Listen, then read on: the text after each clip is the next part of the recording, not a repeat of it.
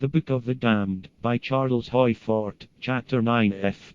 This time we have another expression. Usually our intermediatist attack upon provincial positivism is science. In its attempted positivism takes something such as true meteoritic material as a standard of judgment, but carbonaceous matter, except for its relative infrequency, is just as veritable a standard of judgment. Carbonaceous matter merges away into such a variety of organic substances that all standards are reduced to indistinguishability. If then there is no real standard against us, there is no real resistance to our own acceptances. Now our intermediatism is science takes true meteoritic material as a standard of admission, but now we have an instance that quite as truly makes true meteoritic material a standard of exclusion, or, then, a thing that denies itself is no real resistance to our own acceptances, this depending upon whether we have a datum of something of true meteoritic material that orthodoxy can never accept fell from the sky.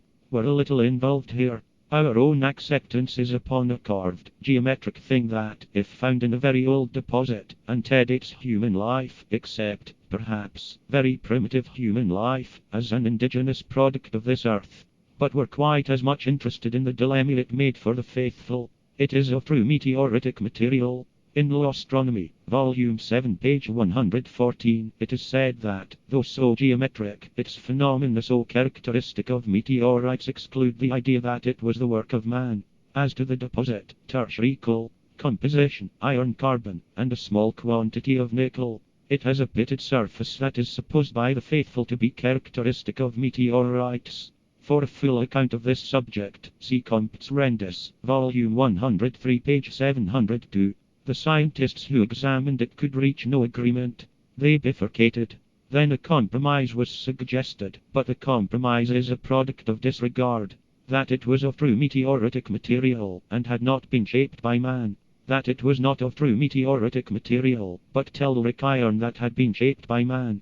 That it was true meteoritic material that had fallen from the sky, but had been shaped by man, after its fall.